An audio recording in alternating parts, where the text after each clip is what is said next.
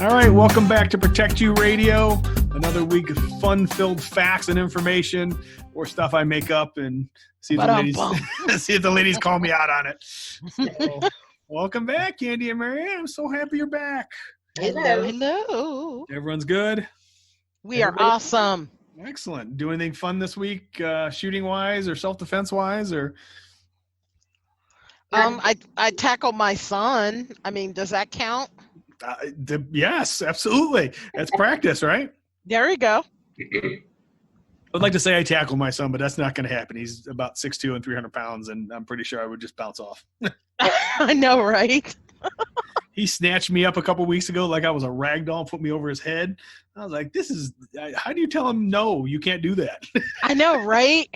Michael did that to me once. He snatched me up because he's like, Mom, I bet I could lift you. I'm like, yeah, I bet you could too, but let's not. And before I even got the knot out, he had yanked me up so fast and so hard. I was like, see, I told you, Mom. Okay, put me down. Put me down. Yeah. I laugh at some of these guys who think they're bad butts and they're like, I can fight anyone. I'm like, listen, you run across somebody that size who knows how to fight, you are in trouble. Yeah, you can hang it up, pal. It's that simple. Well, we have exciting news. We're going to have our meeting tomorrow night outside at a range. For the well-armed woman? Yes. Oh, sweet. Because everybody's hungry to shoot and to learn. So Candy came up with it, and where we're at, Pro Armament's a little too close to quarters, so yeah, we figure it'll work out there. So Armament's gonna let you just shoot in the front by the street there? Yeah, that's it. We're just gonna shoot along Front Street and anything. Oh, you're going to a different range. Oh, that makes more sense. Okay. Right, am I thinking Armament's right on the main road, right, if I remember correctly? Hey, I was going to let you run with it. I just was. Are you shooting off your back deck, Marion? Is that what I'm hearing? I have. I'm going to do the club meeting in the backyard, huh? There you go. That's great. Well, good. I'm glad you were able to find an outdoor range and be able to make that work. Yeah. So, yeah, I know a couple of the outdoor ranges up here, C4 shooting and training, they've stayed open and been able to get people outdoors. But I was talking to the people who own Sherwin Shooting Sports, and the Lake County Health Department literally came to them and shut them down for the indoor range. I said, whoa, what? So I guess the store is essential, but not the range. And they actually, I think she said, who were we talking about last week? Was it what state? Well, they said it was an amusement thing, and similar. They gave them the same type of not excuse, but the same reasoning here was, hey, that's more fun than it is essential versus the store being essential. I was like, oh, listen, man, if you shoot like I do, it is essential to have the range open. I know, right? I mean, look, can you look at the logic of that? So it's essential for me to sell you a firearm, but it's not essential for you to train with that firearm. Right. Yeah. What kind of logic is that? Yeah. How many times have we talked about this? How many new gun owners? And, hey, I bought a new gun, but I can't practice. Awesome. Right. Yes, I want you standing right beside me. Yeah. Not. Holy cow. Can you imagine if they draw that gun in public and holy shnikes. Yep. Shnikes. Good. Well, good. I'm glad. Did you have a good turnout? Did you take RSVPs, or how's that work for you guys? It'll be tomorrow night. Do you have like an idea of how many people, or is it, hey, you show up, or do you get kind of a feel ahead of time? It's kind of you show up if you show up. Oh, okay. Good. I'll be interested to hear. We can chit chat a little bit how that went and how you made it work, and make sure everyone came back with the same number of holes they started with. That's great. Good. Well, you know what? Our little delicate flower, I'm sure you could throw on a skirt or something and no one would know the difference. You say that like it might be the first time. Cough, cough, cough, cough. Listen, I'm not against putting on a dress if I can get onto a range. Please, are you kidding me? Absolutely. There you go. Whatever it takes to get some range time, I will do it. I look good in earrings and makeup. I know. I can see someone go, John, your left boob is on the range, man. Pick it up. Listen, I don't need, if you see me lately, after all this food I've been eating during this break, I don't need anything fake. I got my own going on. I'm You all have your good. moves. I do. I got my moves going on. I got my man purse. I am set, man. You are set. Did you say set or sexy? What'd you say? Set. Oh, okay. Hey, I'm with the sexy. You are getting more and more flowery each time. Terrifying, isn't it? Absolutely terrifying. Awesome. Well, good. It sounds like everyone's having a good week and good things going on. And I'm excited to see how many people are here, how many people show up for you guys tomorrow. Good. Well, let's have a little fun this week. As usual, let's talk about pocket carry. So if you're female, you can tune out. Oh my gosh. Pretty much.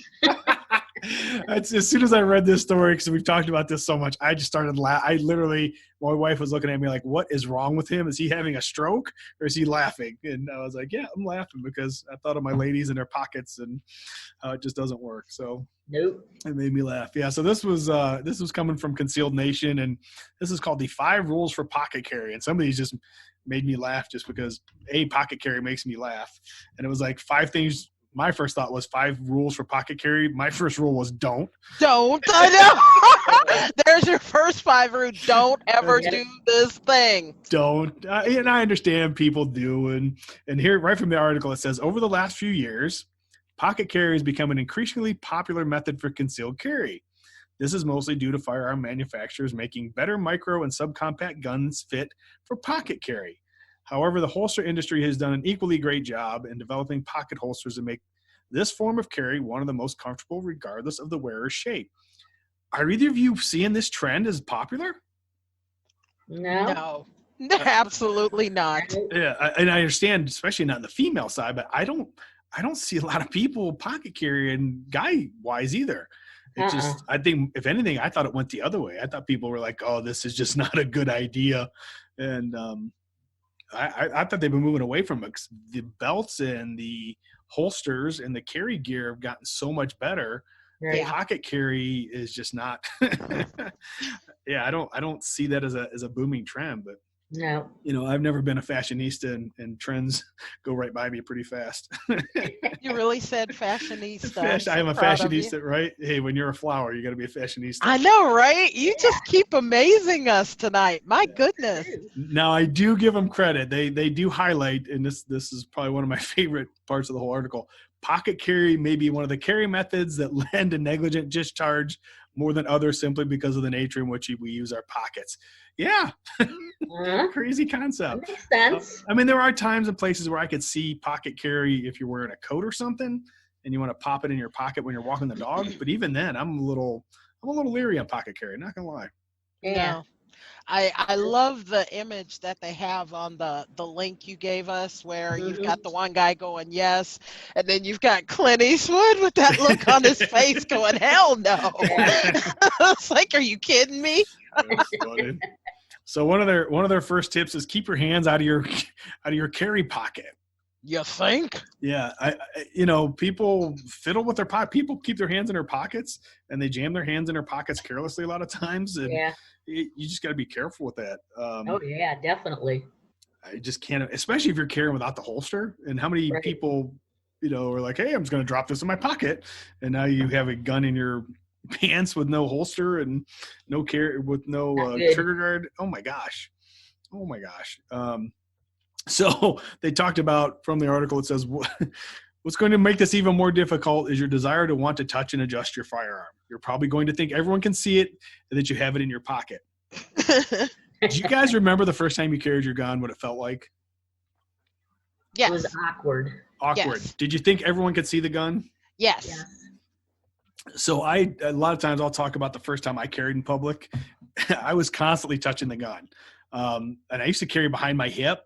So I would love to see the video because I'm pretty sure I look like a chicken because every time I kind of reach back and kind of touch it with my hand, my elbow would kind of pop out and I know it looked like a chicken wing. And it looked like I was flapping around. So yeah, now, if I pocket carried and kept touching the gun, I'm thinking they'd probably throw me out of the store for inappropriateness. They'd be like, why does that man keep reaching in his pocket and touching himself? That's so weird. I know. Why is he playing pocket pool in the middle of the store? Stop that. Oh my gosh. Yeah. There are kids here. Stop that. I mean, how crazy. If you're new to that, you pocket carry. Good luck with that. I know, right? Really. So yeah, if you're fiddling with your gun in your pocket, that's an accident waiting to happen. I do know people have told me, like I said, they'll throw a gun in their pocket if it's cold and they're wearing a bigger jacket. They'll drop in the outside jacket pocket. Maybe I think I've gotten so used to carrying a gun on my belt line that nothing else feels right anymore. Yeah. I mean, that might be if I kept my hand on the gun and it was in my pocket. Like if I were walking someplace and there had been a bunch of recent attacks, maybe I'd keep the gun in my pocket with my hand on it. But outside of that, I'm still just not catching the vibe. Right. I mean, do you guys see that as an option or as an alternative or? No. No. To me, there's too many variables in there. Yeah. And if I'm reaching for my firearm, I'm already in a highly stressful situation. So I don't care if my pocket is just big enough for that firearm to fit in there. I'm going to fumble around with it. I'm going to try and find it. I'm going to potentially accidentally hit that trigger.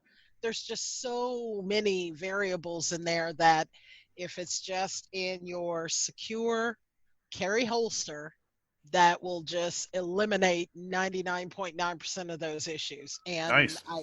That's the way I look at it. Yeah. It's not really natural, it's. Oh, that's a good point. Yeah, I agree with you. I think that's probably an awkward, and it's just so hard to get to quickly, I think, in your pocket. And to actually quickly retrieve it from any type of pocket is terrifying. Yes. So their next suggestion is designate a pocket as a strict pocket gun only pocket. So okay. I think I found a new niche. I'm going to sell pants that say this is strictly a pocket gun pocket, and see if I can sell some pants that way. Maybe make it a half an inch longer or something. That's so funny. They said the easiest and most effective way to keep your hand out of your pocket is to designate a pocket on all of your clothes, ones that you would carry with as your official pocket gun only pocket. There should be nothing else in that pocket besides your holster firearm. Who in the hell is wearing pants that are big enough that you can carry a gun? Really? So I've got my gun, and I think I'm going to shove. No. That's my gun pocket. Maybe a sandwich in here with it, and a bottle of water. I mean, cargo pants have gotten bad enough. I mean, I love cargo pants, but we have lost our minds. And a bottle of Purell. You've got to have your Purell in there too. So there's a whole nother. And if you're smuggling toilet paper, I know, right? Don't put it in the same pocket with your gun. That cracked me up. So their next tip is get a holster designed for pocket carry. So does it have to fit that specific pocket perfectly? I guess. And I've seen those little. What are they? Little, almost like pals mounting, the plastic, and they go in your pocket. You can hook stuff to them. I guess if you use something like that. So whatever. So yeah, I'm laughing. I love this article. It's a good article, especially if you're new to this and you need to think about pros and cons of pocket carry if you're thinking about it. It's you would need. I always worry when people pocket carry because most of the pocket holsters I've seen. What do you guys see when you see a pocket holster? Those things that are just kind of loosely clipped on there, and if you actually do draw the gun, guess what's coming with the gun? Yon pocket holster. Thank you. Right? How many? I don't very often see rigid pocket holsters. And when you bring the gun out, I've seen this many times, is people will draw that gun and here comes the holster. Outstanding. Yep. And guess what? And then they'll look at you and go, oops, that wasn't supposed to happen. You think? Yeah. And they have the ones that kind of have the, I don't want to say sticky. I guess some will have a sticky side. And the idea is push that soft holster against your leg and then pull the gun out, and the holster's supposed to stick in there. Wow. And I've seen people who use those for inside the pant carry without a clip. They just use the sticky holster. That's crazy. Yeah, I know a few people who have the sticky, but I never ventured there. It never made sense to me. Yeah. I've used it. It's not bad, but you still need to wear a belt with it. So you've used a sticky holster inside the waistline? Yeah. And it works out? Yeah, it does. Oh, good. Yeah. I was worried. Does it? You still got to use a belt. Okay. Does it shift around much, or is there a way? And let me back up.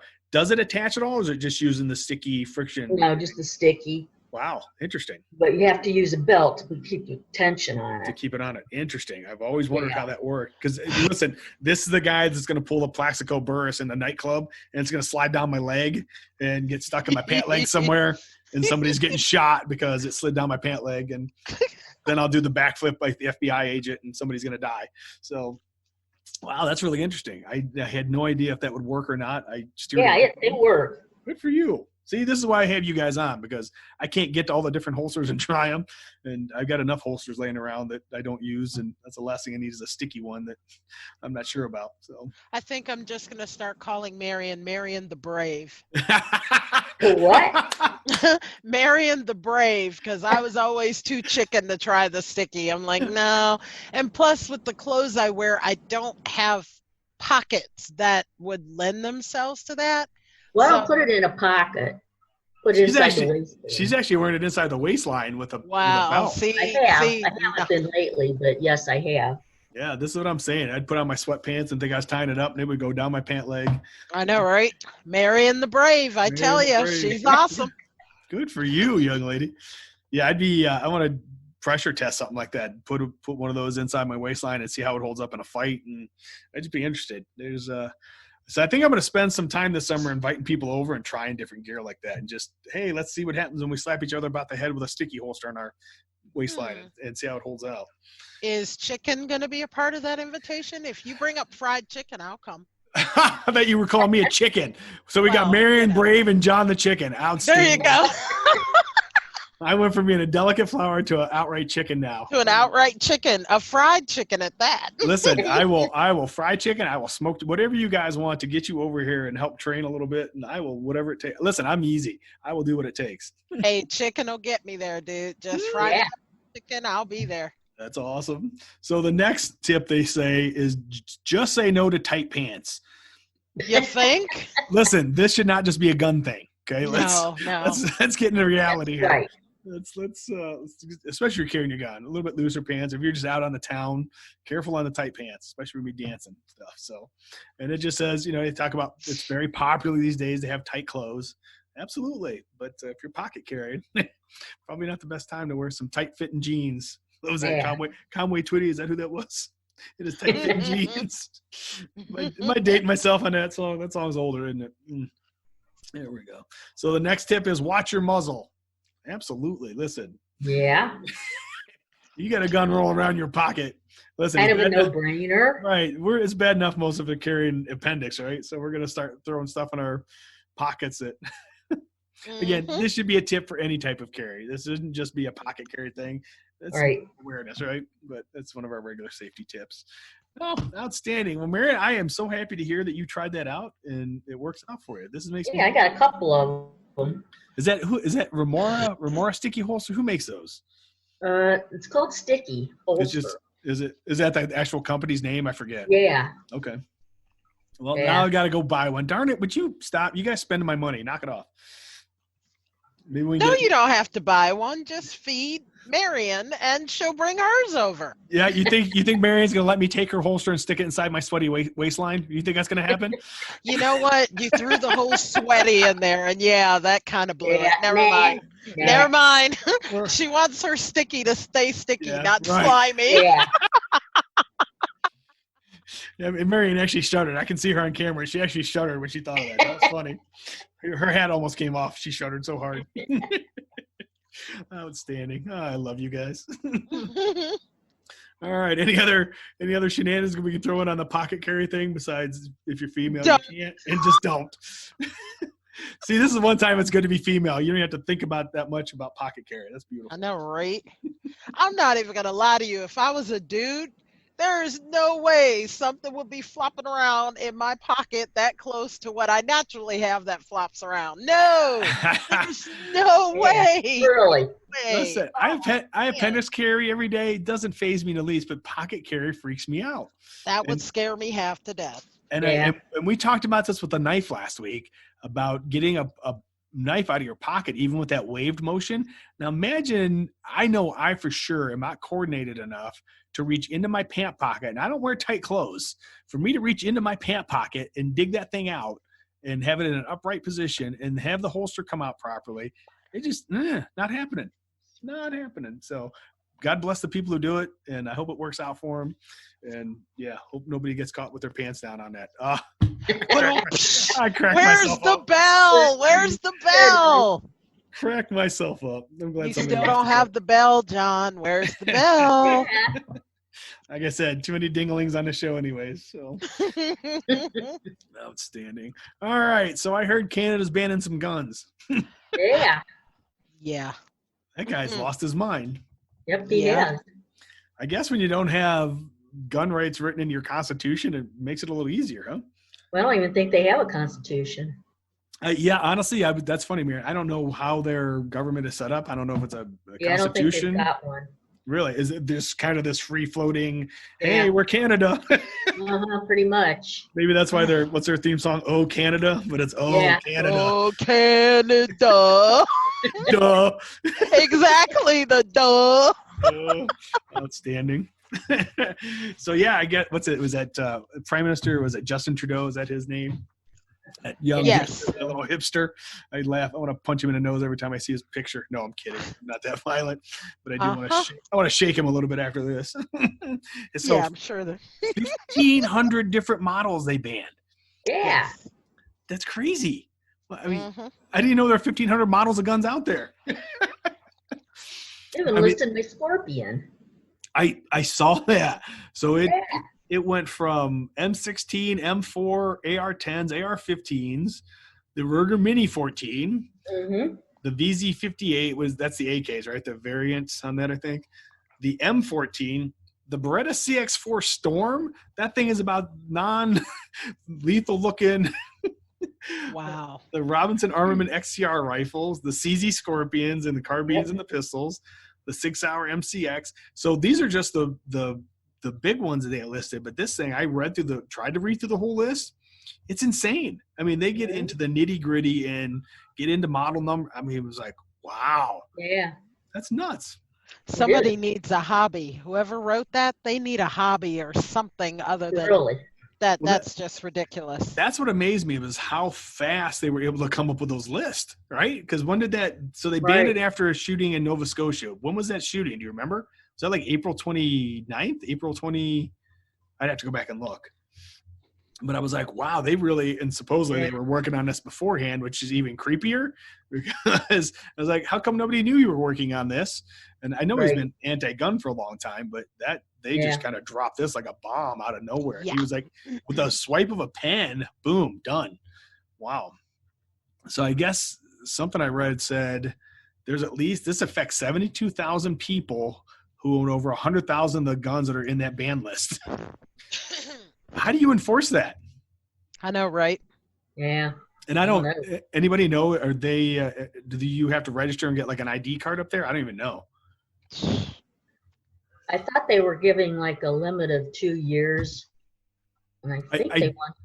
I saw that, but how do you, I mean, do they have a good way to track that? And you're right, Marion, there's a 2-year amnesty and we have to surrender or sell them to buyers outside of Canada if they acquire a permit, which, how do you do that? So Yeah, I don't know. I didn't even know you could sell a gun from Canada to the U.S. Is that a thing? I don't know. That's what it sounded like, but I didn't think it was a thing. I didn't either. Listen, the closest I've had to gun dealings is Canada, as I was going up there for a trip, and I hit the little international line there, and you pull up, and you're like, hey, I'm coming to Canada for fun. They're like, oh, okay. And so just out of the blue, I declared, hey, I have a concealed handgun license out of Ohio, just to see what would happen. And that lady said, sir, you do not have a gun with you right now, do you? And I said, no, I do not. And she did not get happy. She did not like my Inspector Clouseau impersonation. How funny. She's gonna be like, you are a jerk. Yeah, I was waiting for the rubber glove to come out. I'm like, this is not going to turn out well. The rubber glove and the snap. Yep, I was waiting for that snap. I was like, uh-oh. I would have really freaked out if she snapped a glove on and I smiled. Yeah. Oh, my God. Yeah, I thought I was really going to get searched that day. I was like, oh, you dummy. Would you shut up for once?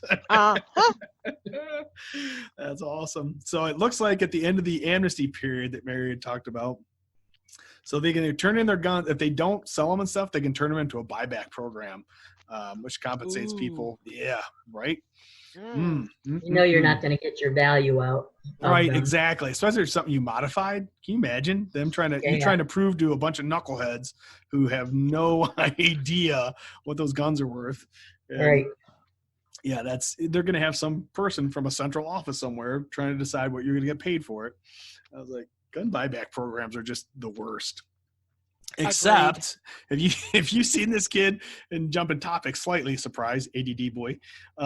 If you've seen this kid who puts together pieces of pipe and takes them to those gun buybacks and sells them as a gun. No. So this kid literally takes like plumbing pipe and welds a couple of them together or solders them together to look like a gun. And he'll take one of these buyback programs and get like the $100 cash card. This kid's made hundreds of dollars this way. I was like, wow. Oh, bravo, young man. I know. Stick it to the system. I love it. I know. If you're smart enough to do it and they're dumb enough to accept it, then hey.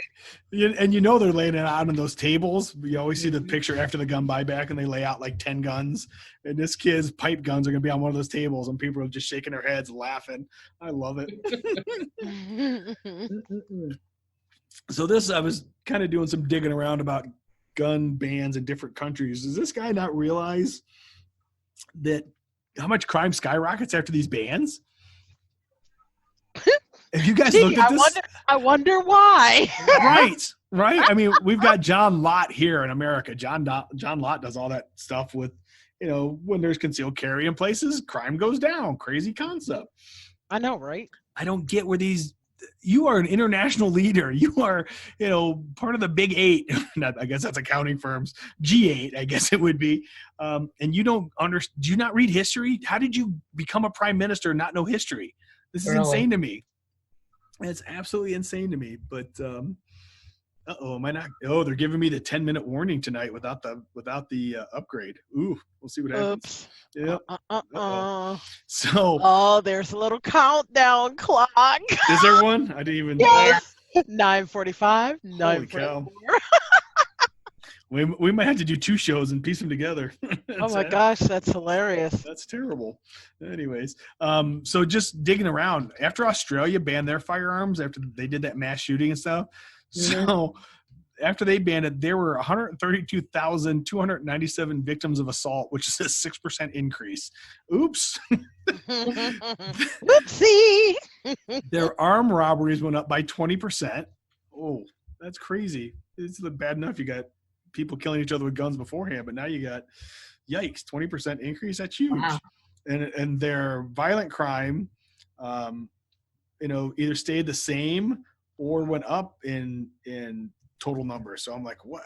Wow. Again, this is Australia. They're kind of, probably close to you as far as different types of country. And I'm like, why are you guys not understanding what is going to happen with I know it's a knee-jerk reaction and you want to do stuff to make people feel good after a mass murder, but holy cow, you're going to make things worse. Yeah. That's not the answer. Yeah. Right. And then the good old UK, when they had what'd they do their ban? About 96, I think, after that mass shooting there. I'm blanking on it. There is a really good article. It's on the BBC, and I'll drop the link in the show notes. But it's called 10 Charts on the Rise of Crime in England and Wales. And it talks about how this has gone crazy. I love this article. There are so many pictures and charts, and I don't have to read. I love it. It makes it so easy for people like me to understand. So like I said, I'll drop that link. So their crime rate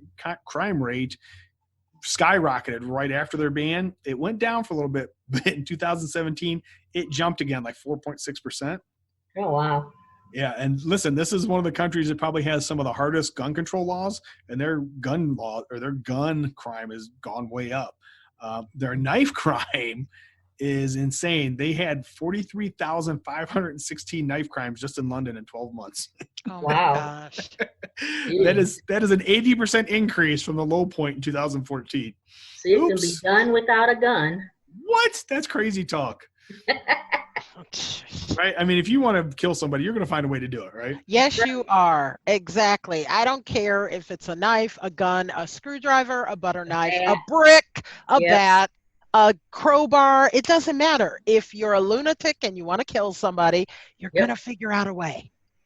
Yeah, you're absolutely right. That's it makes me laugh. And that's funny you say that, because in the article, it literally says politicians are grasping at straws on the causes of this crime. Oh, really? How about, yes. I know, right? We Wow. have no idea. Yeah. I mean, they have blamed that on everything from fewer policemen to, upbringing of the kid. And yes, some of that plays into it. But listen, when it gets down to when a criminal knows they can act freely, guess what? Surprise! They're gonna. If there are no repercussions, like somebody putting a large caliber firearm, even a small caliber firearm in your face, yep, guess what? You tend to back down on that kind of stuff. But who knows? Awesome. So any other countries that, I can think of some other countries from way back in the day, like communist China, Yeah. Russia, some of those places that have banned guns, and Mhm. that didn't turn out too well. Vietnam, all those crazy places where there's communist rule. Not that they're communists in Canada. Please don't take that as me calling them communists. They're close enough, but they're socialist. Same thing. Same diff. There you Same go. thing. There's Same one's a kinder communism. That's all.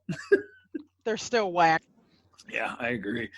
Any other countries you guys are familiar with that have kind of done this and crime jumped up? I did a quick search on this and just made me laugh on how quickly you pull stuff up. I think we'd be safe to say all of them that Yeah. Yeah. I'm going to check on that and see if there's any where crime like completely went away, but decreased dramatically where that happened. And I even read one article, they tried to put a spin on it, like it only rose 6%. only. Yeah, because they were trying to debunk an article about, it was one of those internet memes that went around, and they were trying to debunk it. Like it said crime went up 9%, and the lady doing the article said that was a lie. It only went up 6%. I was like, oh, 6 versus 9. Okay, that's Okay, yeah. Let's talk to the 6-9% who got it. You know? Listen, those 3% aren't happy either way in between. So No. yeah, whether it's 6 or 9, that's a jump in crime, man. And when you think is. if you're dealing with 1 million people, 6%, that's a big number. Yeah, it is. I don't know. Too funny, but it made me just shake my head and go, "What were you thinking, Mister? You are a world leader, you knucklehead." Anyways, all right. So we talk a lot about guns here, and we talk a lot about different safety issues, and it's not always about self-defense. I think securing our homes is something a lot of people overlook when it comes to self-defense. And they're like, John, that's not self-defense. I'm like, listen, if I can stop from having to use self-defense by keeping you out of the house, that's not a bad option. So I grabbed so first of all, I love the name of this website, swiftsilentdeadly.com. might be my new favorite website. And I think I stole this from Greg Ellifritz's. I may have stole this from his weekly thing that he does, that weekend update.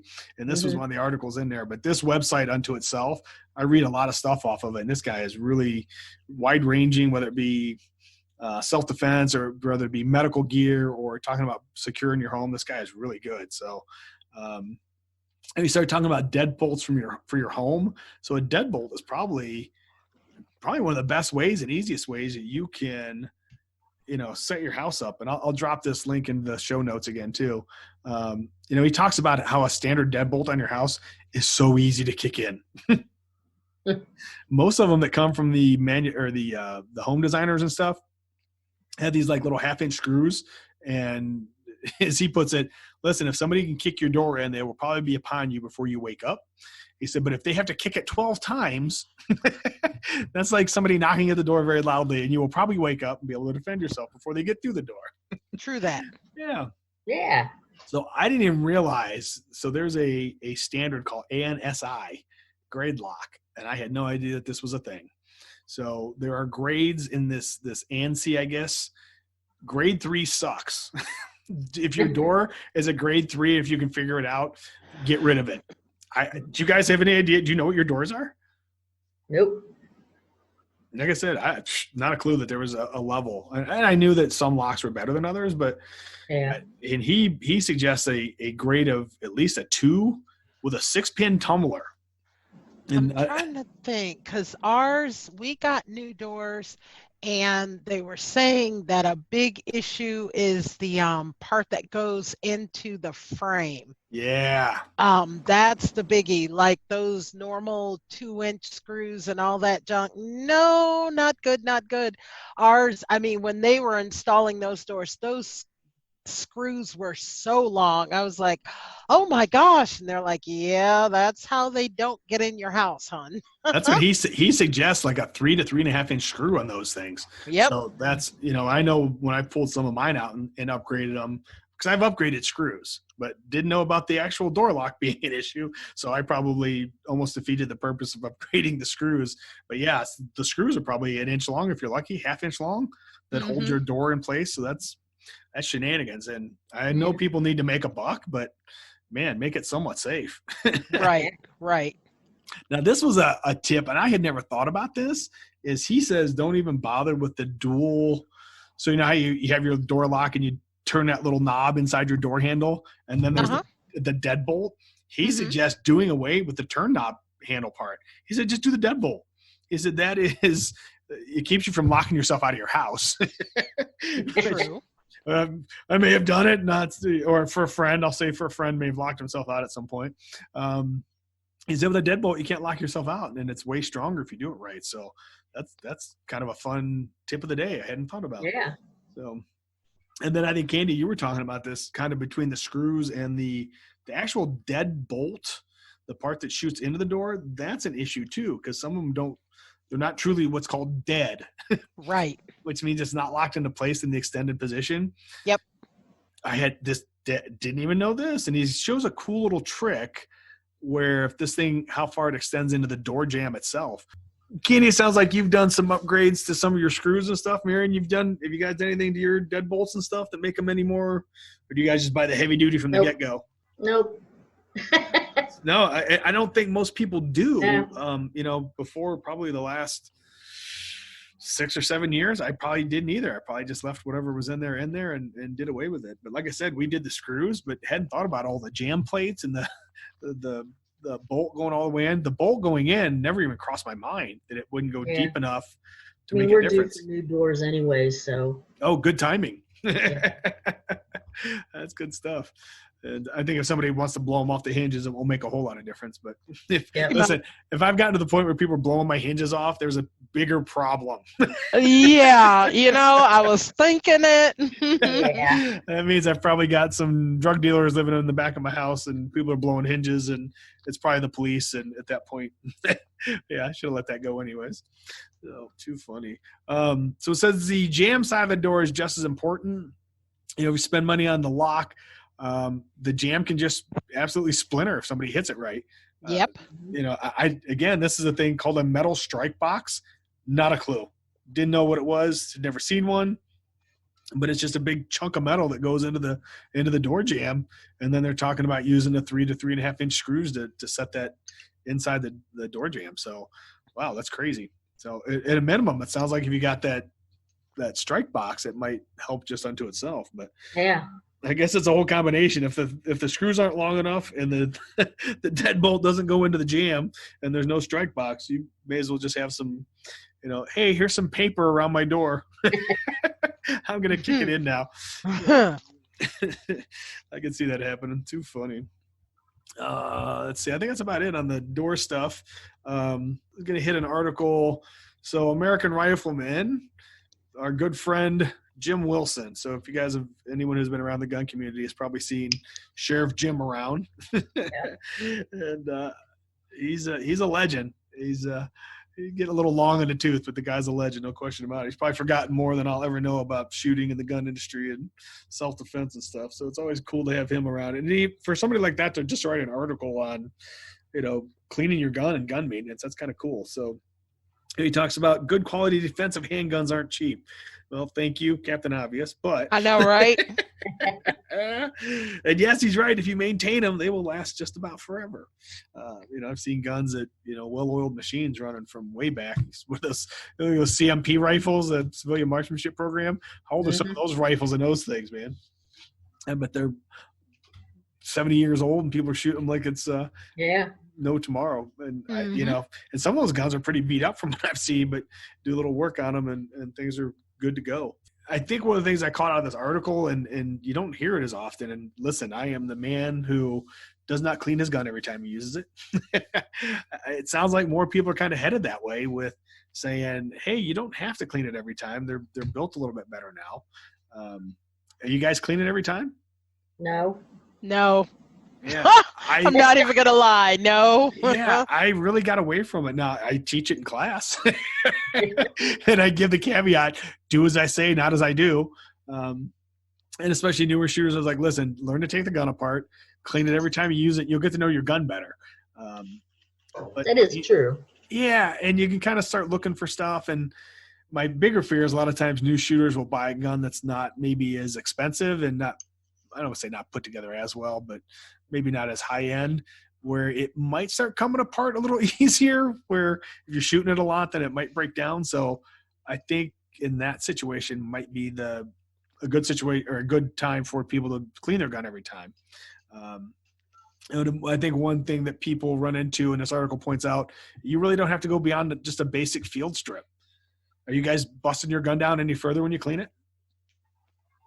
I don't go like ridiculously into it simply because I don't think I need to. I really don't. I mean, like you said, I buy good quality firearms, so I don't go into all that. Aaron, do you break yours down any further than a basic field strip? Nope. No. Like long term, have you guys done it? I've done it maybe a couple times. I'm just that guy that when I start taking stuff apart, that one spring flies across the room and my shag carpet from 1972 seems to engulf it. And, that orange and red from 74-ish tends to hide springs really well. So, yeah, I literally have lost stuff like that, especially out of rifles. I start breaking down an AR and I got springs flying. I'm surprised I still have eyes. I got to wear eye protection when I clean my guns. It's that dangerous. Pew, pew, pew, pew. Yep. Oh no, John's cleaning his gun again. John, did you have a negligent discharge? Nope, it was a spring. It was a spring. Shot my eye out. Worse than the kids in the Toy Story. Not Toy Story. Good Lord. What was it? Christmas Story. Wow. Whew. I stopped drinking before the show like that. It's too bad. And they talk about modern ammo. Really, it's not as dirty as some of the old junk. Right. And I think the materials that guns are built out of now, are probably exceed anything. Now, the only thing I worry about a little bit is some of the more plasticky parts. I'm wondering how much polymer frames are going to hold up long run if you're cleaning a lot. Yeah, good point. Yeah. That's a good point. Yeah, I haven't done much study on it. I would like to get further into it and see if it's been an issue where some of these older first-gen polymers are the cleaning materials breaking them down. I don't know. I'm not a chemist. Surprise. Okay, I'm not going to touch that one. No. Let that slide. Hurtful. Lead me not into temptation. Hurtful. Too funny. And they talk about, hey, crazy concept. If you're not sure how to do this, your owner's manual, online sources, gunsmiths, they can all give you some tips on how to do this if you're not sure. And I think this is for new owners. This is critical. Hey, I'm going to buy this gun. Oh crap. How do I take it apart? Right. Oh. YouTube is your friend, kids. Watch YouTube. Yep. Nothing else. And the good sheriff goes to talk about probably the biggest issue with cleaning. Any guess what do you guys think he says?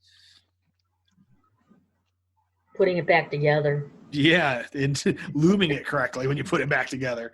Listen, I've seen guns not put back together correctly just come apart. Yeah. Oops, forgot that. Or in the anybody ever owned like some of the Ruger P series or the was it the P85 or the P95s? Listen, if you didn't put the extractor down just right, taking that thing apart, oh my! I literally forgot one time and had to use a rubber mallet and a 2x4 to get the slide to move and get it off. I was like, "You really? Did you just do that?" Yeah, I understand how to take the thing apart. Well, first, the gun safety rules: make sure there's no ammo in the gun. Crazy concept. Make sure there's no ammo in the room. We had a discussion a couple weeks ago about a guy who was taking his unloaded gun apart, unloaded in quote marks, and blew his window out, his little patio door. I'm like, what? This 4-year-old was in the room with him. Come on, dude. Use your head. Really. So, yeah, so the lubrication huge. If you put that gun back together and it's not lubricated, just a few light drops of oil on the areas that the manufacturer tells you. You guys seen guns that dried out and not had lubrication on them? Yeah, that's not a pretty picture. I've seen guns over lubricated too. Oh, what'd that look like, Marion? It was just like nothing but oil everywhere. They start shooting and it's like, hey, I didn't really need a bath today. Yeah.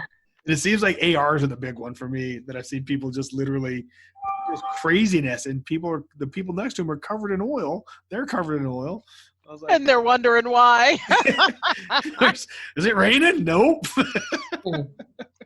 Yeah, that's crazy. Yeah, it doesn't take a lot, especially if you got good oil. Right. Get a good reliable oil. And the stuff I've heard people put on their guns, I shudder sometimes. WD-40. What WD-40? What? That is not a lubricant, kid. That is No, it is not. That is a water displacer. And guess what? If you just start displacing things, and it's not going to move. So WD-40 is nice for cleaning stuff, but lubricant for a gun is not where it belongs. Now, I've heard, and he says in this article, don't use sewing machine oil. And I know that was popular for a while. And I didn't know that it was that different from Hoppy's oil or any of those other ones. So, but he just blatantly says, nope, don't do it because it's not the same. I was like, oh, I've always been told it was. Never used it, but everyone seemed to think that was a popular one. What do you guys use a specific oil, or do you guys use a specific brand? Ballast. Really? Oh my gosh, yes. I love it. Oh, you're both using the same stuff? I love it. I use that for everything. I love it. What was that commercial, Frank's Red Hot Sauce? I put that stuff on everything. Pretty much. How'd you guys get turned on to that? One of my trainers. Oh. Yeah, somewhere along the line. Was it a gun show or something? I can't remember. You guys go causing me to spend money again. I'm going to have to go buy some Ballast. Yep, you will. Because once you get hooked on it, you'll never use anything else. Is it a lubricant and cleaner, or just straight up lubricant? It's both. It's whatever. It's honestly, if you're ever, they would tell you that if you ever stuck somewhere in battle, that's the one thing you wanted to have was Ballast. Yep. Use it for everything. Oh, no kidding. Interesting. Yep.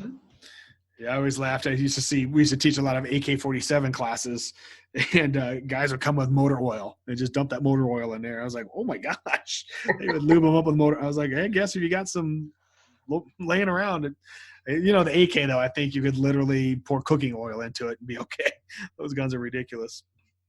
So, things you want to be looking for when you're cleaning, replacement parts, recoil springs. That's probably one of the things that wears out the fastest, I'd say. Those weaken up, and God knows if we don't keep those, in tune, the thing's not going to move, the slide's not going to move properly, and not going to load the gun properly, and all that fun stuff. And I hadn't really thought much about it round-wise, but they're talking 2,000 to 5,000 rounds on a 1911 for a recoil spring replacement. That's not a lot of shooting, really, when you get down to it. No, it's not. So I wonder how many people let that run a little bit too long. And I think one of my favorite spring stories ever, and this was not a recoil spring, this was a magazine spring. I was in a gun store one day just kind of hanging out, and this guy walks in and he says, hey, I was cleaning my gun, and I was having a lot of trouble when I'm loading it to get that last couple rounds in. And we're like, well, that spring's probably a little tight. He goes, yeah, I kind of solved that. We're like, well, how'd you solve it? He said, well, I cut that spring a little shorter. Oh. He said, but I've been having problems with the gun feeding. I wonder why. Yeah. Yeah, surprise. Yeah, dude, listen, if you are not sure about springs, please don't start cutting things unless you really know what you're doing, because if you were betting your life on this gun, I'm not cutting anything that is important. No. I guess he didn't think that was important, though. So yeah, magazines are a big piece of cleaning. I think people overlook cleaning their magazines. I don't clean them that often unless I've been out in the mud and drop one and it gets squishy. Then I will probably pull the guts out and clean it. But listen, if you're kind of cleaning your gun and paying attention to that, if it starts malfunctioning and you get one or two misfeeds out of a magazine, dump that magazine. Unless you want to keep it for practice, but do not put that in the rotation for self-defense. That's nuts. I agree with you on that one. It is. Yeah, and I see a lot of people numbering their magazines so that they know or they'll paint them a different color. They'll do different things to them. But yeah, be careful with that, you guys. And I had one guy who dropped a magazine and hit feed lips down, and he loaded the gun up and didn't test fire it. And next time he got to the range, it wouldn't feed because the lips were bent. So stuff like that, when you're cleaning your gun and going through it after a range session, check that kind of stuff out, especially if you dropped it. It'd be like dropping your gun muzzle down and be like, it'll be fine. Okay. You hold on to that. I just dropped it in this mud. It'll be good. Yep. And you will be on the other guy's team. Yeah, that's it. My brother did that one time, and I think I told that story, but for another day. He about killed all of us, but it is what it is. Well, I tell you, he about killed himself. I ran far enough back. I was like, finally, revenge. Okay, you've got to tell us now. You've said that much. Now you got to tell us. Have I not told? I think I told you guys that story. No, well, it was actually his spouse dropped his 16 gauge in the mud, barrel down, and he pulls it out. It makes that sucking noise. I was like, okay, and he breaks it open as a single action break open. He breaks it back open, and he puts another cartridge in it, another shot shell. And I'm like, what are you doing? He goes, I'm going to push that mud out. Jeez. Did you guys ever watch Bugs Bunny as a kid? Can we tell where this is going? Yes. It looked like a Bugs Bunny cartoon when Bugs would put his finger in Elmer's gun, and it blew straight back in like 4 equal sections. It curled back. Oh. I was like, I told him before he fired, I was like, are you dumb? And then I realized he's a middle child. And so, well, there you go. Oh, there's no middle children. I'm so sorry. No, there I'm not. You go. So I was like, dude, that is going to blow up in your face. He goes, no. So I ran back like 20 yards, hid behind a tree. I'm like, go ahead. he touched that thing off, and it made the most god-awful noise. I'm just glad the mud was at the front, because had it been back towards the breach, it would have probably blown his face apart. I was like, what is wrong with you? So wow. If you get mud in your gun, clean it. Just saying. People don't realize how little it takes to blow a barrel. Yeah. I mean, if you leave, even the slightest thing in the muzzle of guns, it'll blow them. I've seen people blow them up leaving the laser sights in them, the bore sighters. It's like, oops. You'd think that little piece of aluminum wouldn't make that big of a deal. But when you're cooking off an AR-15 round, guess what? It makes a horrible noise and blows things up. Yeah. Have you guys seen guns like on the range get blown like that? No. It's a treat. I'll pass on that one. Thanks. It's a treat. I was just watching somebody sent me a video yesterday on Facebook, and this guy blew a gun. I don't know what the deal was. The barrel came off, the cylinder went flying, and he was holding just the frame in his hand. I'm lucky he didn't lose the hand. Yeah, really. It's dangerous. People don't understand how much pressure there is to that, and how quickly it can blow your nose off and your fingers. It's crazy talk. So have you guys seen anyone in class really just not get the concept of taking the gun down and cleaning it and stuff, like newer people? Or well, you guys have gone through a pretty extensive cleaning sessions, right? Oh yeah, we have. Yeah. Is that a topic you hit often through the year, or is it kind of a one-time we get back to it once a year? Or no, we try and do it at least twice a year. Yeah. We try and do it at least twice, and we'd love to be able to do it more, but 9 times out of 10, the ladies need help, and there's only 2 of us, and there will always be that person who will always bring that firearm. And it's just like, no, please don't take that apart, because I know I sure as heck can't get it back together. Yeah, are you talking about the Rugers? Da, da, da. Oh, those guns are such a nightmare. I hate those things. I had a guy bring one to class, and he's like, can you take this apart during break? And I was like, no. No, I cannot. Thank you. And he said, please. So I did. It took me about 3 breaks to get it back together. I've been in the gun store and seen them walk in with them in baggies. Be like, I can't get this together. I was like, I can't either. I know, I can't either. You're out of luck, dude. Yeah, good luck. I said, I'll give you $50. Pretty much. Yeah, I'm a cheap son of a gun that way.